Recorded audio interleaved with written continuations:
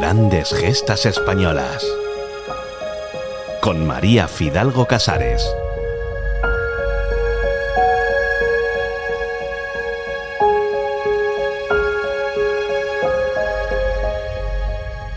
Hay vidas singulares que desafían los límites, como la del leonés Segundo Llorente Villa, nacido en Mansilla Mayor en 1906.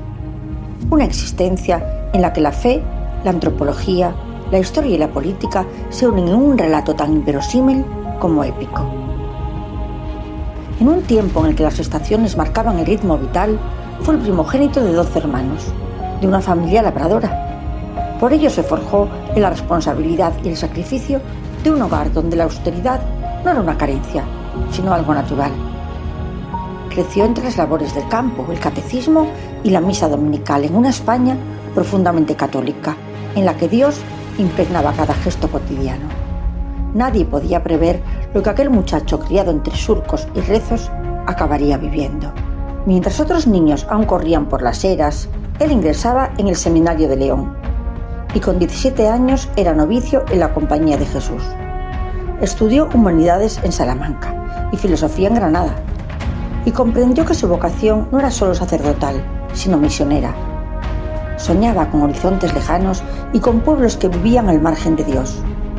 Y en el joven jesuita surgía una idea sorprendente: Alaska.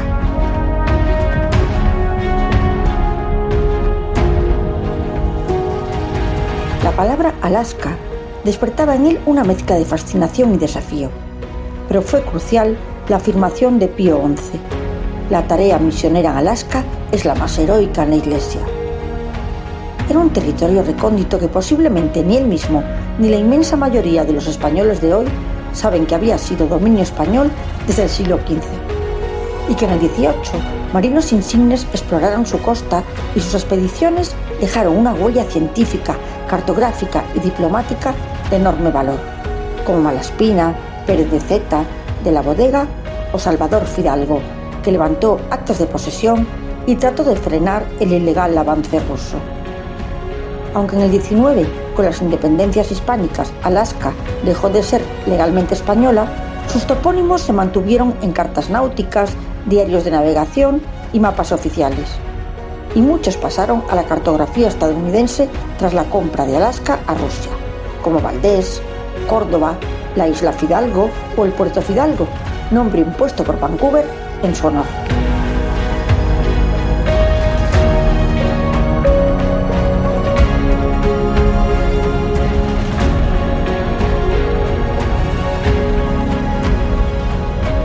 Y a los 23 años, Segundo cruzaba el Atlántico rumbo a Washington, a la Universidad Gonzaga, en Spokane. Aprendió inglés y descubrió que la docencia podía ser también una forma de misión: llegar a las almas a través del conocimiento. Su pasión despertó vocaciones y le ofrecieron entonces ir a China, destino tradicional de los jesuitas, pero lo rechazó. Solo pensaba en Alaska. Estudió teología en Kansas y California, fue ordenado sacerdote y en 1932 recibía la ansiada noticia. Tuvo que pasar duras pruebas médicas que fueron concluyentes. Si alguien puede resistir el frío de Alaska, es este boxeador, dijo el médico, porque el leonés era muy fuerte. Y sus padres rogaron a su primogénito que por favor se quedara en España, y esta fue su respuesta: en España, el que no es bueno es porque no le da la gana, que llenas están las ciudades de sacerdotes, iglesias y conventos. Cada pueblo tiene un cura con el que pueden arreglar holgadamente los negocios de su alma, y son muchos los frailes que ofrecen el ponerse en paz con Dios. En cambio, en Alaska, 50.000 indios que no tienen más misioneros que los padres jesuitas para convertirlos, estoy dispuesto a ir con mucho amor a esa misión y predicarles lo que tienen que saber para salvarse. El razonamiento de su madre también fue demoledor. Siempre ha de ser el nuestro. En el seminario a él lo atraparon. Ahora a él lo envían a que los indios lo coman vivo. Cuando yo digo que mis hijos son los más tontos, y hacía referencia también a su otro hijo misionero en Cuba, que por cierto fue tutor de Fidel Castro.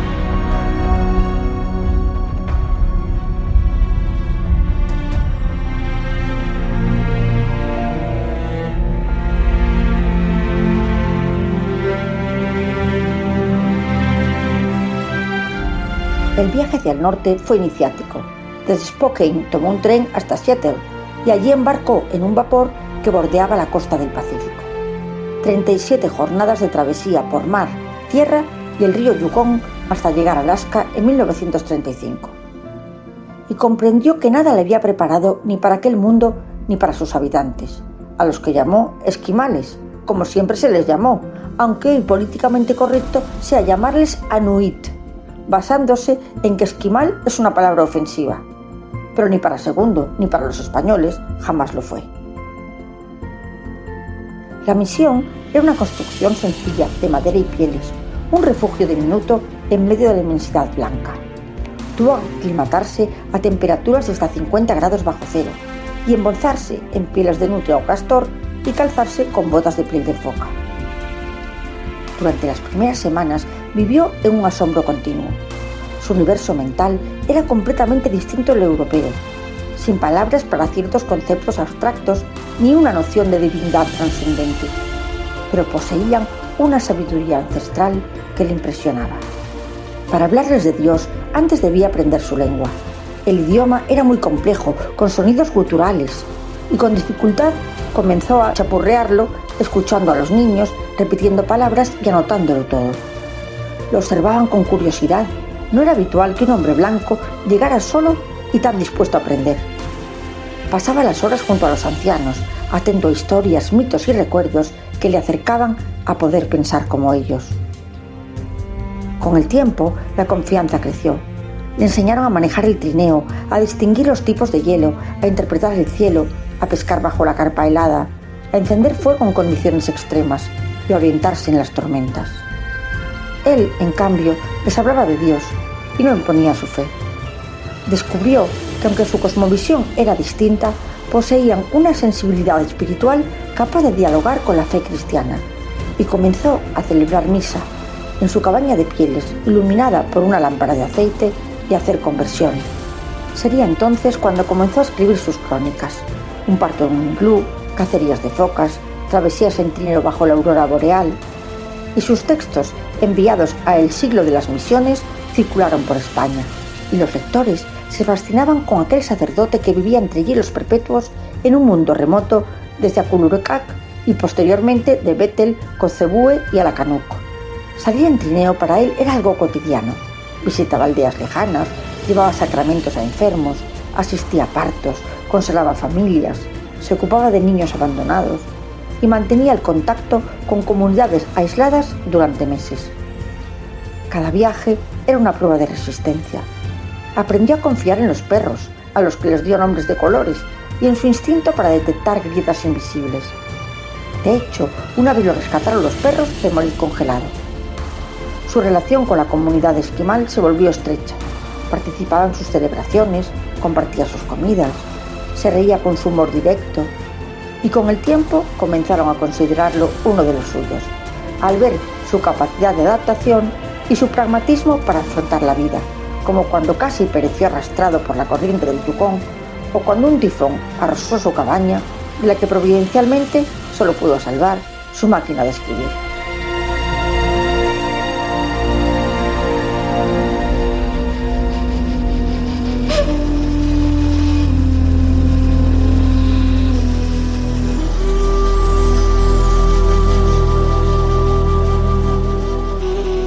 Cuando una epidemia asoló las aldeas, sin defensas frente a los virus traídos por los blancos, enfermaron por docenas. Segundo hizo cientos de kilómetros llevando medicinas, alimentos y consuelo. Pasó noches velando enfermos, acompañó a familias y cuando la enfermedad se remitió, había consolidado su prestigio más que cualquier homilía. Sus crónicas, leídas con entusiasmo en España, seguían sorprendiendo, y ya no por el paisaje, sino por la humanidad de cada línea.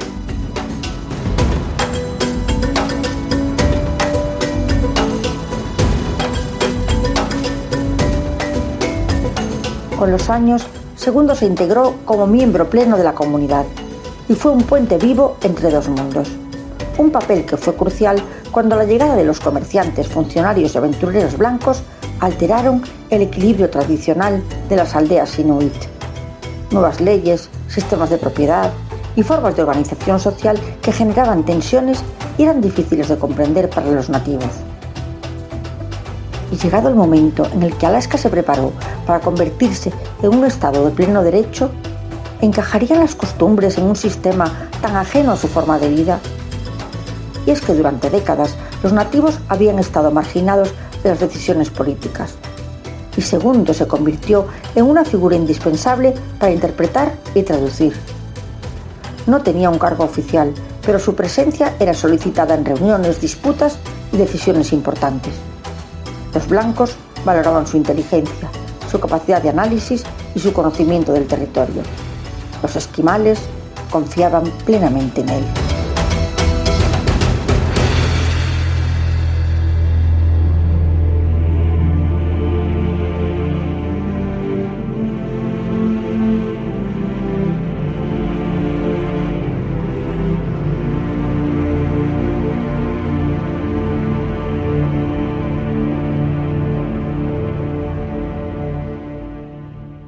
Y en 1958, bajo el gobierno de Eisenhower, que los españoles de entonces llamaban Ike, Alaska fue admitida como el estado número 49 de los Estados Unidos. Los Inuit necesitaban un representante que conociera de verdad sus necesidades y su forma de vida, y solo podía ser Segundo Llorente. La decisión se tomó sin consultarle y presentaron su candidatura al Congreso. La primera reacción del leonés fue rechazarlo, pero rogaron que llevase su voz donde nunca había sido escuchada. Él consultó a las autoridades jesuíticas, esperando que le negaran el permiso, y al revés le pidieron que aceptara. En la campaña electoral no hubo mítines ni discursos, sino visitas a aldeas, conversaciones junto al fuego, reuniones en cabañas de pieles. Y cuando llegaron los resultados, había sido elegido diputado, convirtiéndose en el primer sacerdote católico con voz y voto en una legislatura estadounidense. La noticia dio la vuelta al mundo.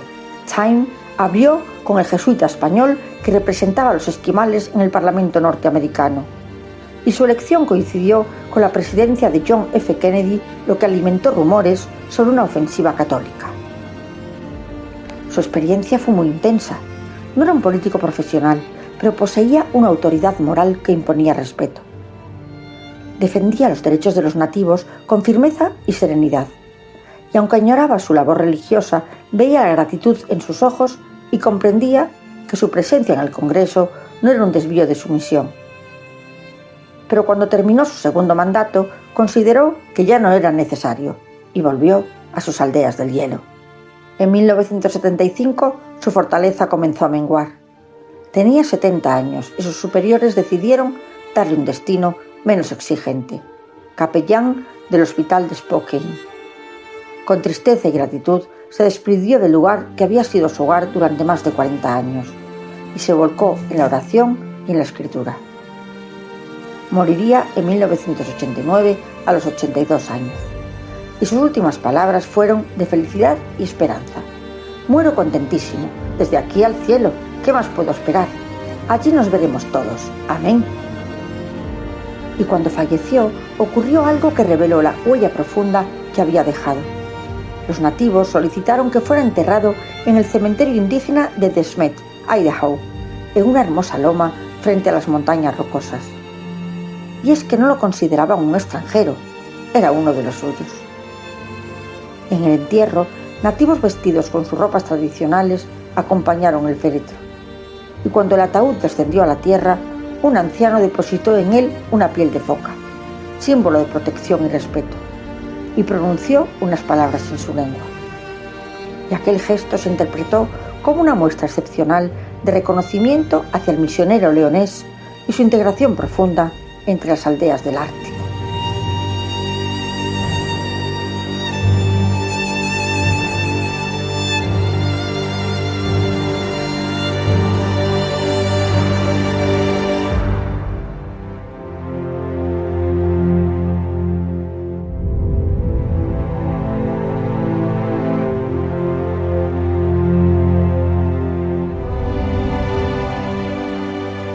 A lo largo de su vida escribió muchas crónicas, cartas y libros sobre Alaska. El más conocido, 40 años en el Círculo Polar, donde aflora su humor, espiritualidad, etnografía y una profunda humanidad que inspiró muchas vocaciones. Sus fotografías, siempre sonriendo bajo el cielo polar, conservan la memoria de un mundo que desapareció con la modernización. Y vista desde la distancia, su vida parece una novela inverosímil. Un niño nacido en un pequeño pueblo de León, hijo de labradores, convertido en figura espiritual del pueblo esquival, en uno de los grandes cronistas del Ártico y en el primer sacerdote católico diputado y uno de los cofundadores del Estado 49 de la Unión.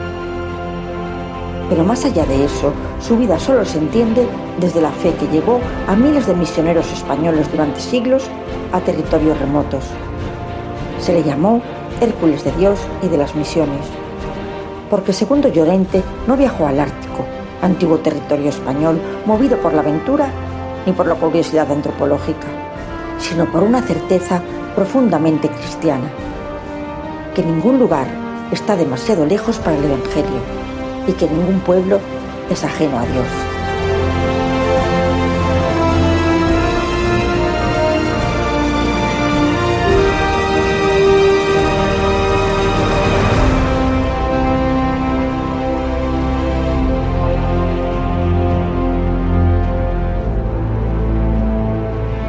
Grandes gestas españolas. Con María Fidalgo Casares.